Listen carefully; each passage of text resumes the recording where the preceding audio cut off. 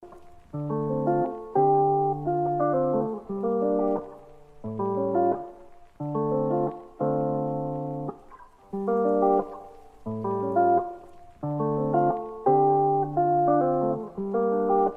do black people need a separate national anthem? Glad you asked. Do me a favor. Buckle up. Let's talk about it. Yes, Mr. Cameron Higby, we meet again. My name is Anthony Highland, and I'm here to educate you on the Negro National Anthem, which is commonly referred to as the Black National Anthem, since we can't count on your conservative, clout-chasing, tap-dancing black friends to do so. So let's get started. In the early 1900s, a man by the name of James Weldon Johnson wrote a poem entitled Lift Every Voice and Sing, to whereby in good black boy joy fashion, his brother John Rosamond Johnson, classically trained, put it to music. Now, only 2 decades later, the National Association for the Advancement of Colored People adopted it as their official song. You asked the question, why do black people need a separate national anthem? When the question should have been, why did we need a black national anthem amid things like segregation, as well as increased lynchings in the South?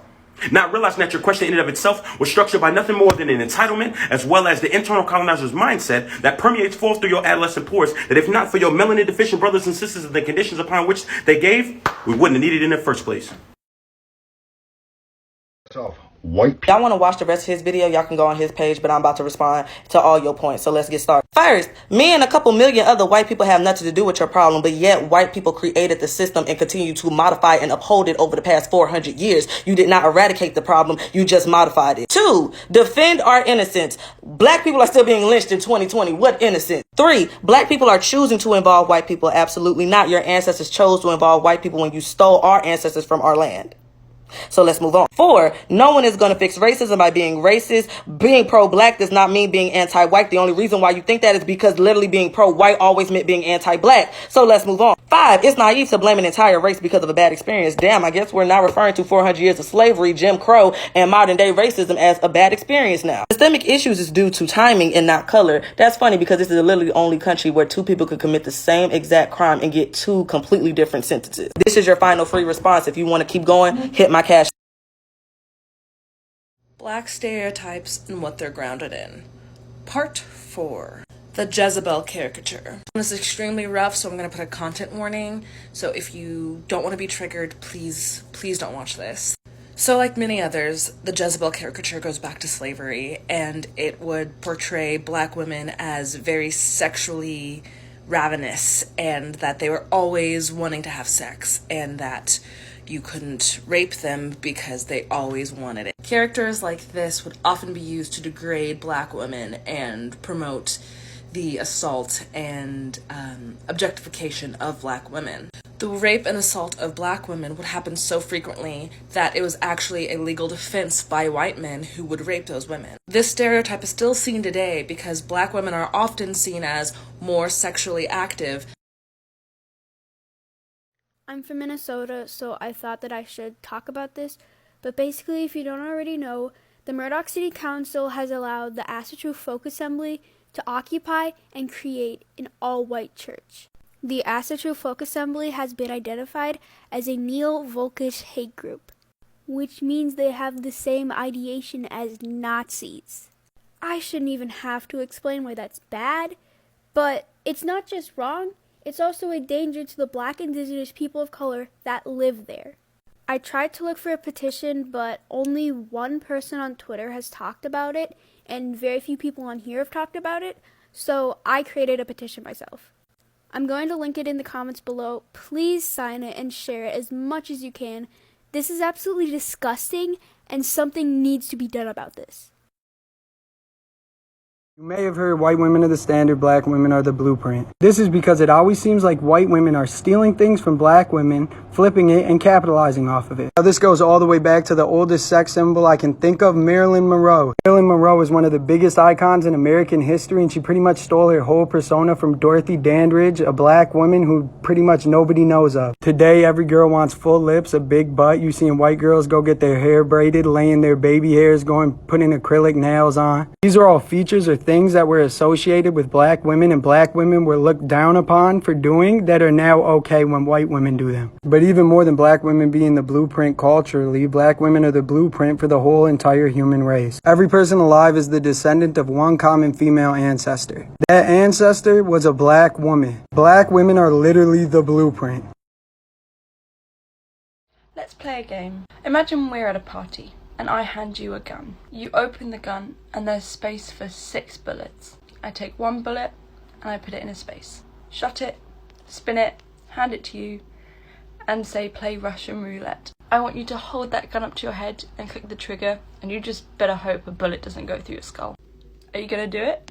Most people's answer will be a flat out no. A simple, why should I risk my life just for the sake of a game? Now let's discuss that in the not all men narrative that men like to be pushing onto feminists these days. 1 in 6 women are victims of sexual assault, of reported cases. So whilst not all men are bad, there's always going to be that one man that is bad. So women need to be wary of all men in order to protect themselves. Not all the bullet casings in that gun are filled, but one of them is. And you don't want to take that risk, so why should we? New TikTok challenge. Everybody say one way that the American public education system has failed. Girl, I was in my 11th grade year of high school when I started transitioning to the beautiful woman that you see today. A guidance counselor told me that she thought I was a handsome boy and I made a terrible mistake. She then followed by saying a woman is a woman and a man is a man, and that's the way the Bible made it. Then I had another lady who really didn't have a job title. She kind of was just getting paid by the school just to be there because she'd been there when the school was like built in 1928. Not really, but you know, she's been there forever. This old ass woman sat in a group of 17-year-old girls and proudly declared that she would continue to call me my dead name, and because I did not have the reproduction system of a woman, I would never be a woman in her mind. When I told y'all I told that lady up and down her office and threatened to report her to the district, I did. I sent a letter and she was fired a couple of weeks later. That part. School is the biggest fucking scam in America.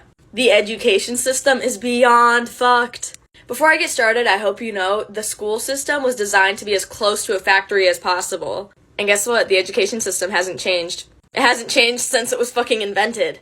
They say school is helping you, like, become an adult and learn how to be a functioning adult. But tell me, have you learned how to pay taxes? Get good credit? Make a loan? Pay your mortgage?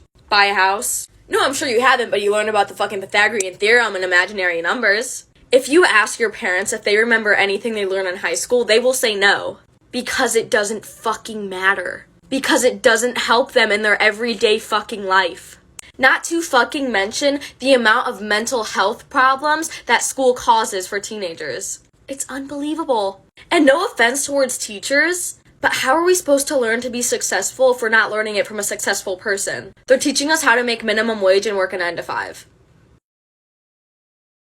So this video is to shed some light on what really went down in the plantation fields. I'm going to try and do it in one video, but it might be 2, and I'm going to do it quick, so keep up. So we've all watched the movies where they tried to make out like whipping and lynching was as bad as it got for black people on the plantation fields. But I'm here to tell you that if you got whipped or lynched, that would have been a good day for you. If children did not pick enough cotton for the day, they had their hands cut off. Enslaved Africans literally had their hair ripped off the top of their head, and the hair was then used to stuff cushions and chairs. They would use the skin of black people to make stuff like bags and wallets, etc. White people's hygiene was so bad that they would start losing their teeth from as early as in their 20s. When that happened, they would pull teeth out of enslaved Africans and use it as dentures for themselves. Let's not forget they used to use black babies as bait to catch alligators. And there was a really famous game called Kick the Black Baby's Head, in which they would bury black toddlers in the sand with just their head showing, and the aim of the game was to try and kick their head off the child.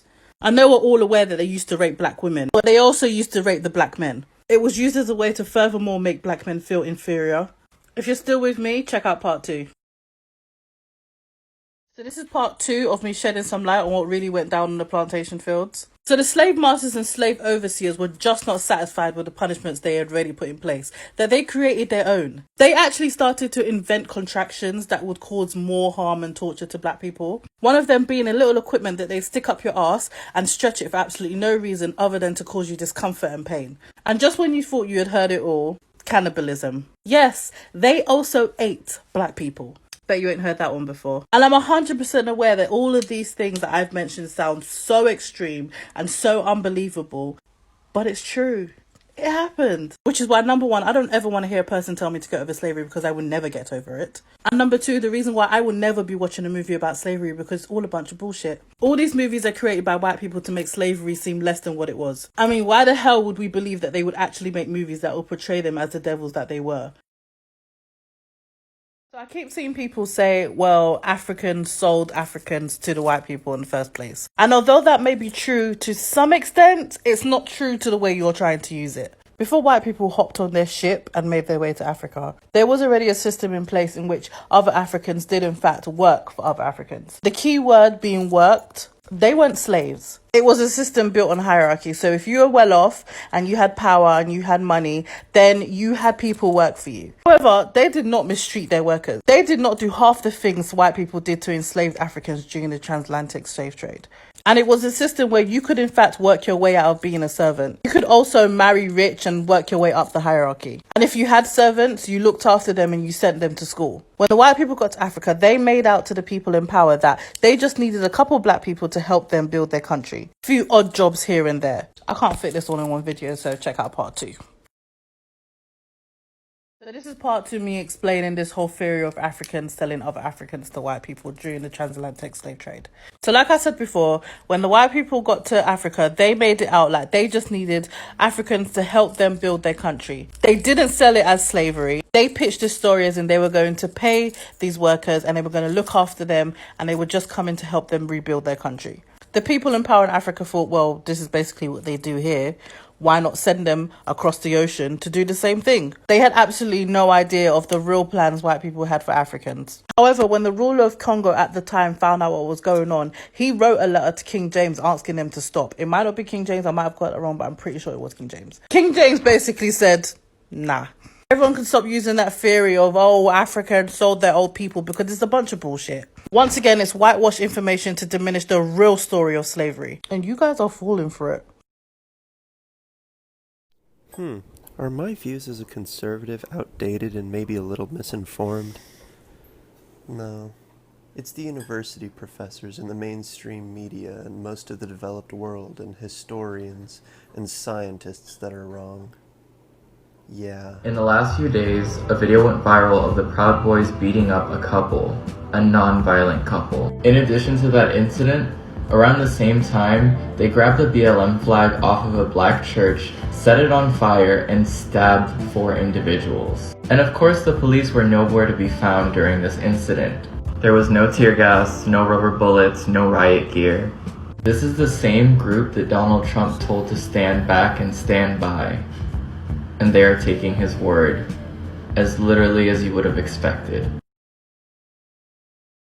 And it's the way that when women bring up rape or shit and how many women are raped, y'all go in the comments and are like, oh, but the men that are falsely accused, blah, blah, blah. Shut the fuck up. Because more women are raped than men that are falsely accused. So shut the fuck up. And y'all are like, oh, I feel like women should be locked up for being falsely accused. How about we worry about rapists, literal rapists getting locked up first? Because rapists sometimes only get 2 years for literally raping a fucking 2-year-old. And sometimes they get out early because of good behavior.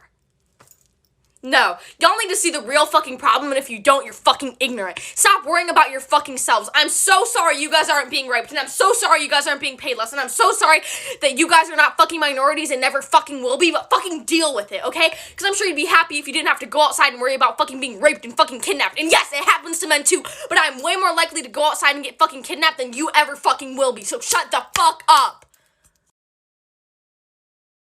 Oh my god. Okay, fine. I'll stop encleaving you. Whatever. Oh my god. Okay, fine, but then you have to get a job. Okay, you gotta get a job. Just to live. Oh, okay, I'll just get a job at, like, my local... No. What do you mean, no? No. But I thought you said that I needed a job. Yeah, but we won't hire you. So you can't have one. You do need one, but you can't have one. So should I go to like a school and like get some education and then maybe I could like start my own business or something or like work for myself? No. You can't get into school. We won't let you into school. Okay, so then how am I supposed to survive? You're not. See, it was a joke. You see, it was funny. It was a setup. Yeah. You know the word bitch means female dog, right? Yes, I would. But do you know when that word was first used to refer to a person? It was used to describe the black woman, because they said she was lower than a dog. It figures when you consider the slave auction pictures said that black women didn't have kids, they had litters. The evil continued with eugenics, it was so wrong. Later, public lynchings became entertainment. It was like watching Monday Night Football. Mr. Race, you even infected the founding fathers with your devilish separatist rhetoric. The same men who wanted freedom committed acts like terrorists. They owned slaves and were prejudiced. Every president from Washington to Jefferson. Objection, for God's sake, that was a different time. That's just what was accepted then. That's right, and I'm not pressing it. I just wonder, if they truly thought blacks were animals, why the heck did they still have sex with them? Welcome to companies you need to stop supporting. Today we're talking about Lululemon. This brand has become the staple for athleisure and leggings. But the company is absolutely disgusting. Workers are abused, humiliated, and paid as little as $106 per month in Lululemon factories. The founder loves using child labor in third world countries. That sounds pretty evil to me. To top that off, the founder is racist. He created the name Lululemon because he thinks it's funny to have Japanese people pronounce the letter L. Apparently, he's also a doctor because he thinks that breast cancer is linked to the birth control pill. And now that you know the company is disgusting, here's some alternatives. Start shopping from LucaFit or Culture Fit and impanosports.com. These are all awesome black-owned athleisure businesses. Like for a part 2.